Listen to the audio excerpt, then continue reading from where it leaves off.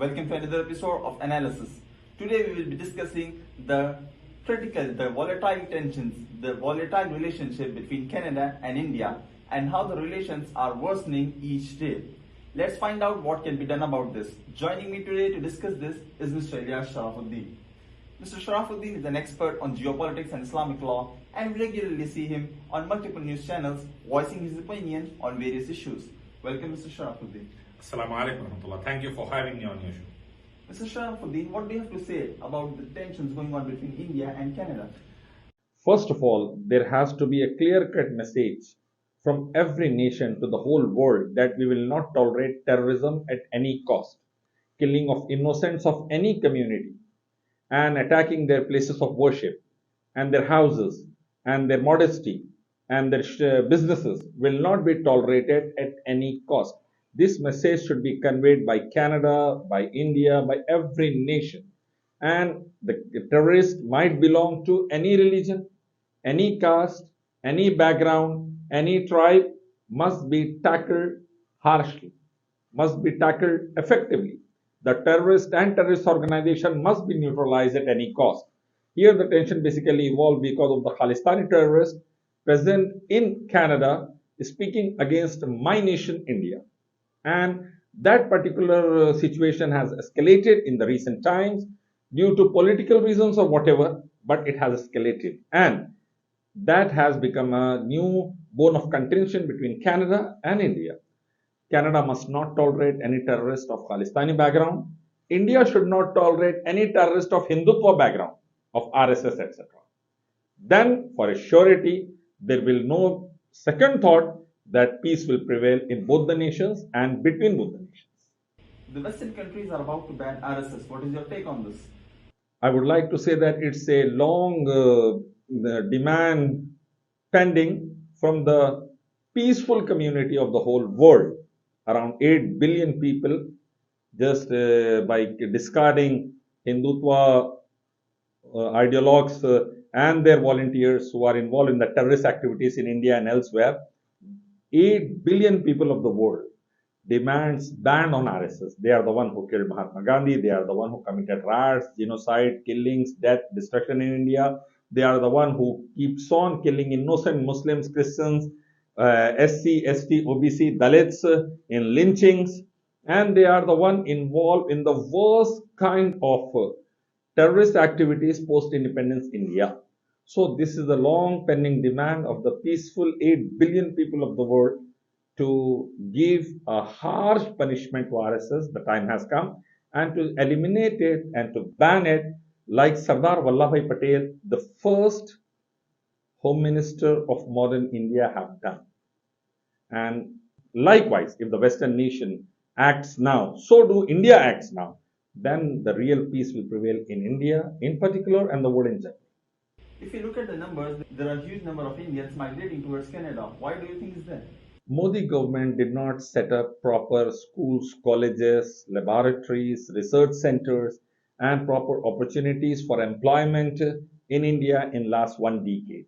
They lost the golden opportunity when India was progressing like anything. They actually got involved in communal politics, divisive politics, hate politics, resulting in businesses going down, foreign debt increasing, institutions getting attacked from every corner, and intellectuals and the cream of the India, the good brain, leaving India like anything. Last year itself, more than 1.25 lakh, 125,000 plus Indians migrated to Canada, and millions are migrating to other nations also. In Canada, there are more than 2 million Indians right now, and situation is very tense for them. Modi government did not create good job opportunities, good business opportunities for them. Rather, they destroyed the existing opportunities. Rather, they destroyed the peaceful, united fabric of India, and resulting in Indians migrating in hordes to other nations, especially to Canada. According to you, what is the solution to this whole crisis? First of all, de-escalation of the situation between Canada and India, de-escalation of the tension between Canada and India should be the top priority. Both countries should show restraint and sit together as adults, as intellectuals, and should maintain that No terrorist organization or terrorist activity or human rights violation will be tolerated on their land. Modi should give, Amit Shah should give an assurance, so do the Modi government, and the Canadian side, Trudeau and his team should give an assurance. No terrorist organization will be tolerated, nor terrorists will be tolerated, nor any terrorist activity will be promoted or allowed to be promoted from their land against each other or against any other third nation. Hindutva terrorists like RSS, VHP, Bajrang should be effectively banned and eliminated from India to protect a billion plus Indian citizens, and Khalistani terrorists should be tackled effectively in Canada so that again a billion Indians feel safe because they're working against India. Unfortunately, it is the Indian terrorist organization like RSS, VHP, Bajrang working against Indians first. They are majorly working against India, then for the other communities, right? But for the Indian community, they are a threat and cancer, I can say. So both countries should sit together and try to solve this matter. Rest of the things will follow, I believe. Now, when the Western nations are planning to ban RSS, the supporters of RSS, the Hindutva community, and many other Hindu brothers and sisters in Canada, in America, in Europe, and elsewhere will be the next target. Their accounts will be scanned, their status, immigration status will be scanned, and their citizenship will be scanned, and millions of Indians will be at risk now. The friends of BJP, many Hindus have supported this organization in the Western nations and elsewhere. Now their accounts will be scanned, their citizenship status will be scanned, their immigration status will be scanned, and their lives could be made hell by various countries due to the fanatic policies of RSS, BJP, BJP. They will cross-examine the accounts, the money flow, and I think that the money which was being flown to inflate the shares of Adani, rerouted from the Western nations and other nations to back to India, that will be investigated by the Western agencies, and that is going to be a big problem for the millions of Indians around the globe and the Indians who have invested in Adani. That is going to be a big issue, I can say that. And moreover, the hard-earned money of millions of Indians, which they send from Canada and elsewhere to India, from the Western nations, from the Arab nations, that will be under the scanner, and especially the Hindu brothers and sisters will face the heat now because of the extremist activities, fanatic activities, terrorist activities of RSS.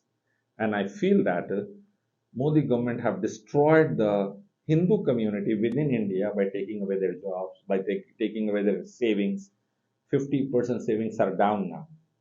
50% of the middle class. By taking away their business opportunities, by taking away their future, Modi government is destroying the Hindu community in India. They are now destroying the Hindu community overseas. So what sort of enmity Modi have and Modi government have and RSS BJP have against Hindus, I don't know, but this is the end result of it.